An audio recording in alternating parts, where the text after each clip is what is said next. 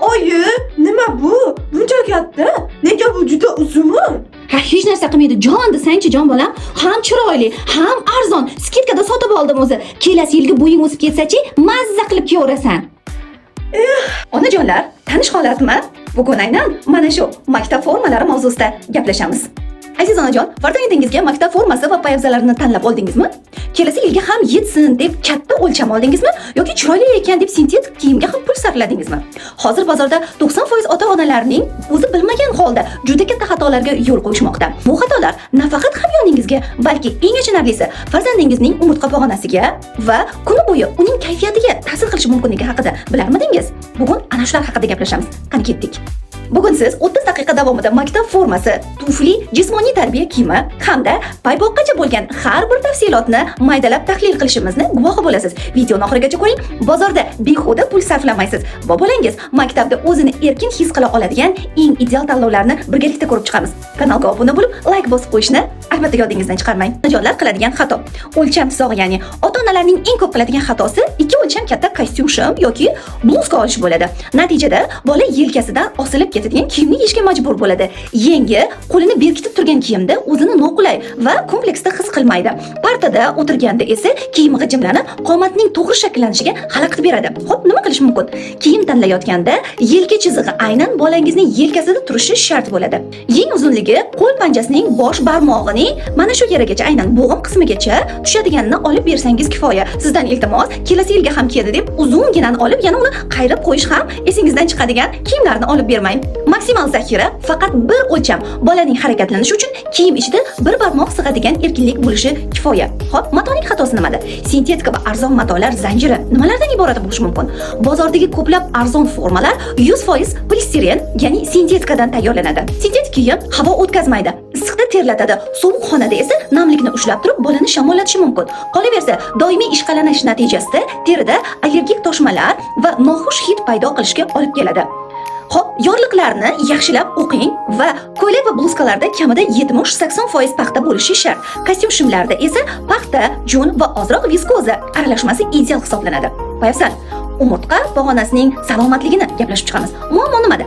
Tekis, qattiq va egilmaydigan tagcharmli tufli tanlashda. Bola kuniga 5-6 soat mana shu poyabzalda yuradi. Qattiq tufli oyog'ini tez toliqtiradi va yassi oyoqlikni keltirib chiqarishi mumkin. Keyinchalik esa tizzalarda ham, umurtqa pog'onasida ham qattiq og'riqqa sabab bo'ladi. Tuflining tag charmi osongina egilishi kerak. Poyabzal ichida spinator, ya'ni o'rtasida yumshoq do'mboqchalarning borligiga e'tibor bering. Tufli burni me'yorida tor bo'lmasligi, barmoqlarni qisib qo'ymasligi lozim. Materiali imkon qadar tabiiy charm, koja yoki nafas oladigan mato bo'lgani ma'qul hisoblanadi. Oq ko'ylaklarni nechta sotib olish kerak? Albatta, har bir ota-ona o'z imkoniyatidan kelib chiqib oladi, ammo bitta yoki ikkita oq ko'ylak bilan cheklanib qolmaslik lozim. Hammamizga ma'lumki, boshlang'ich sinf o'quvchisi ruchka siyohi, ovqat yoki darsda tez-tez kiyimini nima qiladi? Kir qiladi. Har kuni uni kechasi yuvib, tongda uni dazmollab qilishga esa ba'zan ota-onalarimizda imkoniyat bo'lmasligi mumkin. Kamida ko'ylakni 3 ta oling. Imkoningiz yetsa, hamyoningiz ko'taradigan bo'lsa, oq ko'ylaklarni zaxirasi bilan 3 yoki 4 ta olgan ma'qul. Nimaga? Sabab, ikkita har kunga kiyishga, bitta esa zaxiraga turadi. Bitta ko'ylakni esa albatta maktabdagi ochiq darslar, bayramona tadbirlar uchun xorligini olib qo'yganimiz ma'qul hisoblanadi. Navbat jismoniy tarbiya kiyimiga va mayda tafsilotlarni ham ko'rib chiqish albatta esdan chiqmaydi. Sintetik sport kostyumi va og'ir krossovkalar. Sport darsida bola faol harakat qiladi. Agar kiyim nafas olmasa, bola tez charchaydi va shamollash xavfi oshadi. Paypoqlar sintetik bo'lsa, oyog'i nima bo'ladi? Dimlanib, noxush hid chiqarishi mumkin. Sport uchun faqat 100% paxtali trikotaj kiyimlar va g'ovakli yengil krossovkalar tanlagan eng ideal tanlov. Paypoqlar ham faqatgina paxtadan bo'lishi shart. Bola maktabda o'zini qulay va ishonchli his qilsa, darsga bo'lgan e'tibori va qiziqishi ham oshib boradi. Kiyimni o'zi bilan birga borib, fikrini so'rab tanlang. Bu ularda mustaqillik va mas'uliyat hissini shakllantiradi. Siz bolangizga maktab formasini olib bo'ldingizmi? Aytingchi, qanday muammolar va qiyinchiliklarga duch keldingiz? Izohlarda yozib qoldiring. Har bir izohga shaxsan o'zim javob beraman. Agar ushbu videoyimiz sizga ma'qul bo'lgan bo'lsa, hali bozorga bormagan dugonalaringizga albatta buni jo'natib qo'yishni unutmang. Kanalimizga obuna bo'ling. va qo'ng'iroqcha tugmasini bosib qo'yishni aslo yodingizdan chiqarmang. Chunki hali sentyabrgacha vaqt bor. Biz esa farzandlarimizning sog'lig'i va sentyabrga tayyorgarlikni birgalikda olib boramiz. Va har doimgidek sentyabr tonglarida matematik muammolardan qutulishingiz uchun sizga katta loyihani taqdim etamiz.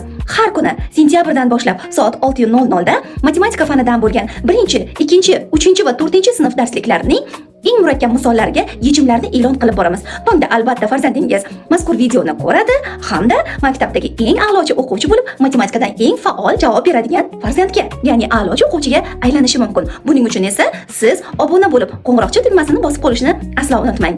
Mehr bilan o'rgatamiz, ishonch bilan ulg'ayamiz. Sohiba ustoz bilan